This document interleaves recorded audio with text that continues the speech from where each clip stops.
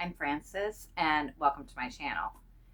So I have just read um, Than Sane from Allison Rose, and I wanted to do a book review. I know I have said before that my channel's not a book review channel, but I just keep doing book reviews, so I guess I will from time to time when I read something that I like or hate, maybe. But anyway, so Than Sane from Allison Rose. I read this. I ordered it when it first came out. I'm not sure what year it came out, but I think I ordered this around 2004. And I used to subscribe to the New Yorker magazine, and I would read the short stories and other things too, but mostly I got it for the short stories back when I was trying to be a writer.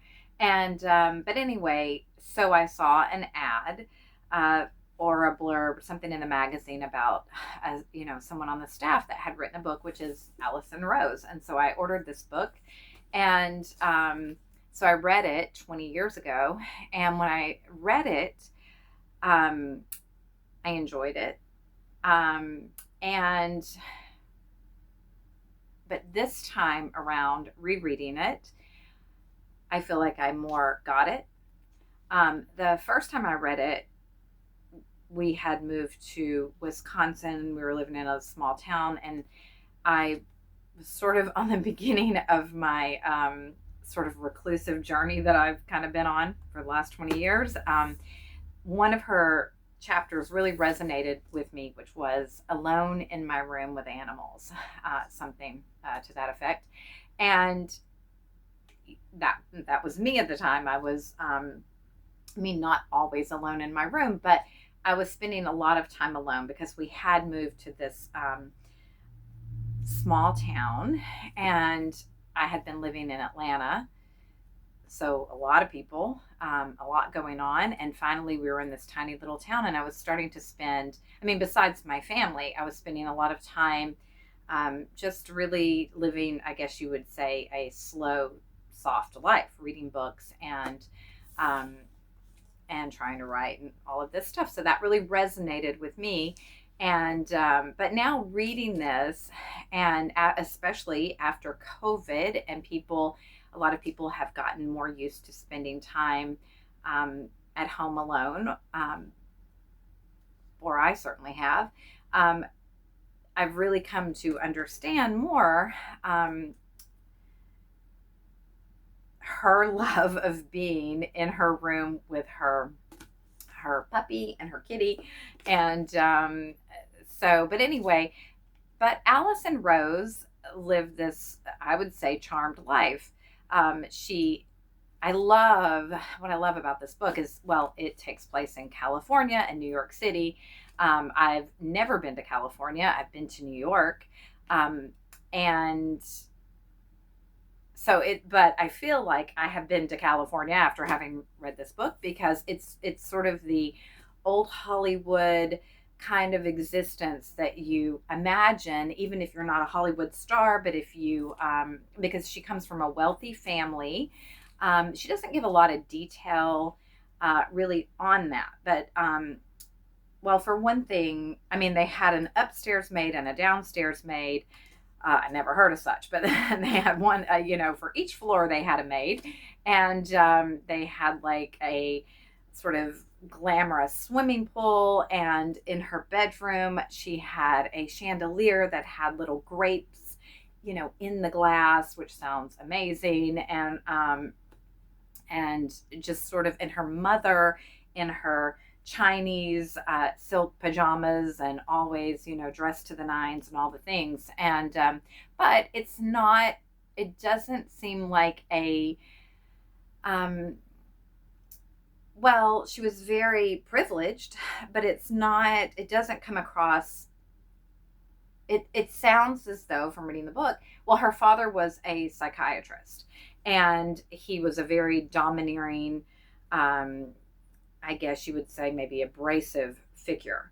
And I liked the father. To me, well, it depends though, because my father was a mess in a different way. So, to me, her father didn't sound so bad.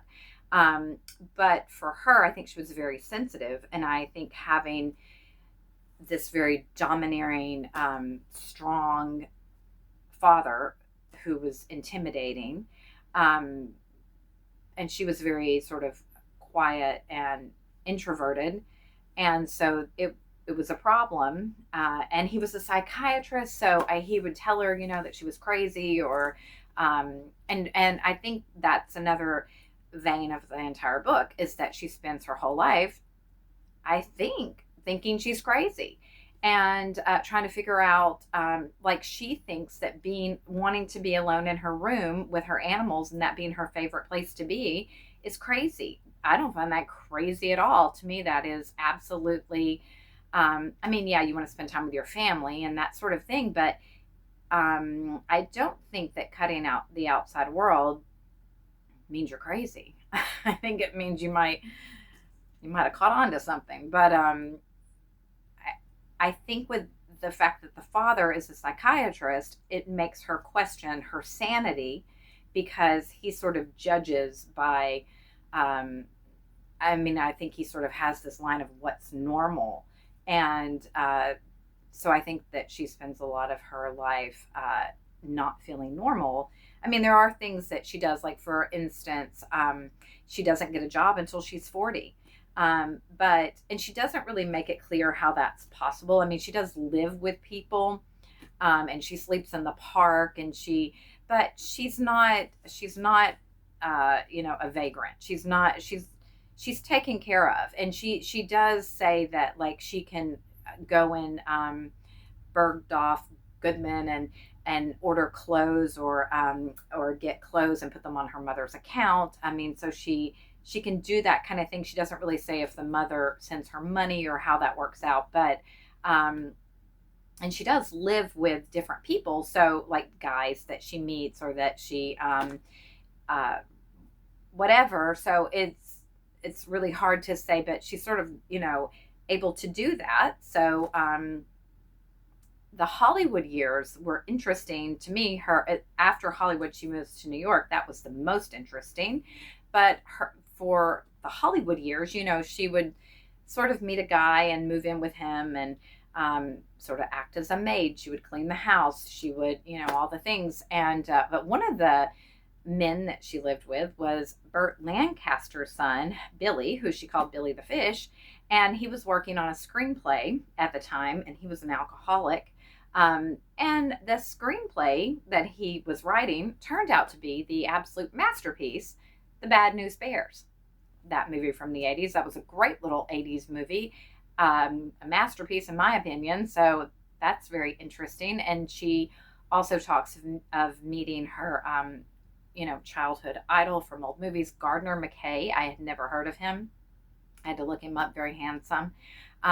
So the whole thing is sort of it's just like a very soft life, although she's troubled.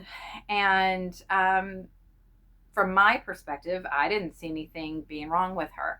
To me,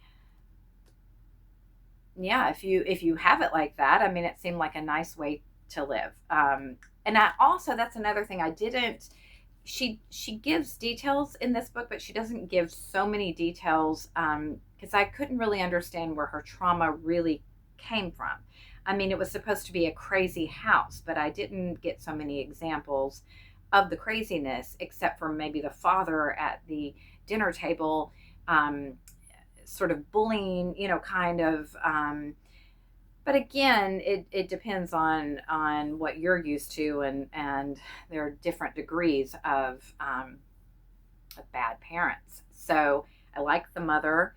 I think the mother was a little removed from her daughters, but I like the mother, and I even like the father, who would, like, do these boisterous things, like sing. I had to look this song up, and I went around for like a week around my house singing, I don't want her, you can have her, she's too fat for me. Never heard of that song, but I couldn't get that out of my head after I looked it up. And I just thought he was a character. But she told of some things of her father, but not a lot. So I really didn't understand where the trauma really came from, except for the fact that she was such an introverted, quiet type person that those things were just too big for her. Him sort of calling them personality plus or personality minus, or demanding to know the answer on something, and no way you answered could be right. So anyway, so the Hollywood years were pretty interesting. She met Gardner McKay. They ended up being lifelong friends, and also Billy the Fish. Another guy, I forget his name now, but that she met, who was, I think, sleeping outside of her doorway, and she dragged him inside, and they started up a relationship. And then when he began to hear God talking to him, she had to have him committed. So it's all very interesting. And then she moves to New York and ends up getting a job at the New Yorker magazine as a receptionist. And that's where, for me, the story got the most interesting, because there she meets the gods, the writer gods. And I don't know of these people until I read the book, and then I had to look them up. But I think let me see if I pronounce this right, George Trow and Harold Broadkey, and oh my gosh, those are the two main that I remember. Howard something, anyway. And she's so enamored she's a receptionist, but she's so enamored of them, and she just hangs on to everything that they say. And she writes down, I'm going to actually pepper this little video with little my favorite little quotes that they have said. Like, for instance, one of them, Harold Broadkey, said, and I remember reading this 20 years ago, and this resonated with me immediately. I was like, yes. He says, people don't like to be outshone. They'll kill you if it bothers them enough. And boy, if that's not true and profound. And so she would write these little tidbits down, and I'm going to put them through the video. So when you see little scraps of paper with little quotes, those are my favorites. Some of them, I'm trying to think, some of them I'm like, but other things I'm like, yes, I understand why she wrote that down. And she was just so enamored with these guys. And I would say her main relationships were with Harold Broadkey and George Trow. Is that his name? George Trow. And she would sleep with some of them. The relationship she had with George, I was never, I think she says, but now I don't remember if he was married. One or two that she slept with might have been married. But anyway, it's very interesting. And she ends up going from receptionist to writing, with George, she gets to write talk of the town pieces. And I think then she writes some, on her own. And so that's very interesting. And she talks about taking a trip to the South, to South Carolina with George, and staying at like a Days Inn, and eating at like Huddle Houses and Waffle Houses. And it's all very charming. And I love that another thing too, she talks about the fact that she didn't want to have children. So she never got married, and she didn't want to have children. And how, apparently, I guess I have children, so I haven't dealt with this. But apparently, if you don't want to have children, people, I've heard this before, women will talk down to you. God knows women love to talk down to you, by the way, for anything. But anyway, they would talk down to her, even, like so condescendingly, because like almost as if she's not a real woman because she doesn't have children. I felt bad for her about that, because who cares? Who cares if maybe you don't want to get married, maybe you don't want to have children. She loved her pets, and her pets were her children. And there was a really bracing scene in here where she goes to visit an old friend, and the friend's daughter and son-in-law are supposed to take her to the train station, and they're late, and she's got her little puppy her little Maltese in a little bag, and it's raining, and they drop her off at the train station, which has no awning, just her and an umbrella and her little dog. And because they're late to go have dinner with someone, and so they just leave her there in the pouring rain to wait on the train. And she said, if it had been me and my child, they would have never done that. And that was I thought that was so sad and so true. And she doesn't say, but I hope she never spoke to the friend again. The friend didn't do it. Her children did, or her daughter did, but I wouldn't talk to that lady ever again, or those people ever again. But I think also, that she just, also, I did write this down. I thought this was really good. Where George Traub of the New Yorker talked to her about her trying to figure out, I think, sort of like what was wrong with her. Although, again, I don't think anything was wrong with her, but I think she did live her whole life thinking that something was wrong with her. And he says the first step is to admit that you have been abused. And that's harder than it seems. I mean, it's one thing to complain and to say they're fucked up, to actually admit, at times when you wanted to be given a little present, they gave you a bowl of shit instead. To actually relive the moment, or the thousands of moments when you were secretly hoping for love and were getting something else instead. That's step one. Then step two is to admit that would mean that you weren't SANE. He pronounced each letter slowly, distinctively, with pauses between them. How could you be if that was the process going on? Then step three would be to understand that even if you were not SANE, there were things available that were better than sane. That you were in this whole other part of the world that was in some ways better than sane. Still, you would have had to admit that better was not the same as sane itself. And if you decided that, perhaps for passport reasons, like you really needed to get the passport, you had to be checked off as SANE, that you needed that, then you would have to sort of study the civil service exam for that, which is, I think, what we've been doing for the last year, sort of studying for the civil service of SANE, sane. That made sense to me because I came from a crazy, crazy family. All that resonated with me. I forgot to say, too, that while she works at the New Yorker, she calls the New Yorker school.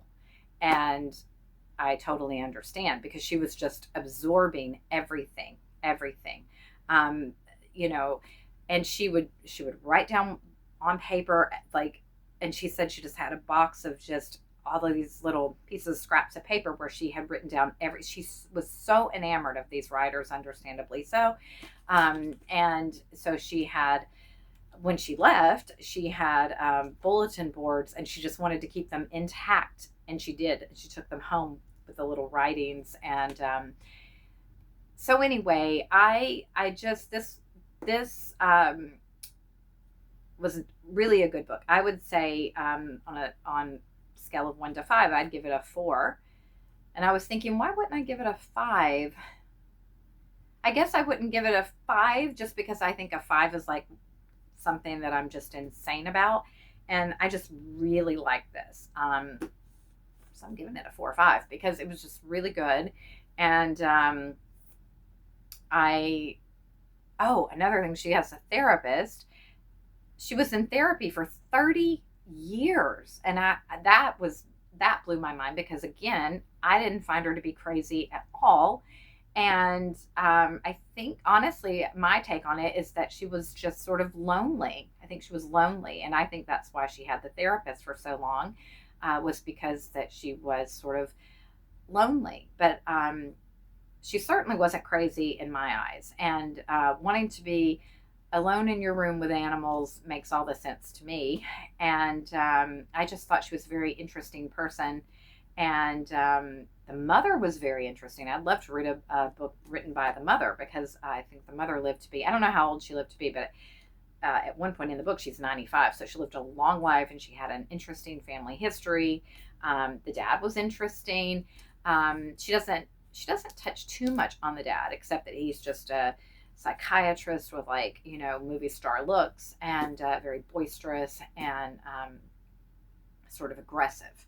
But anyway, yeah, so very good book.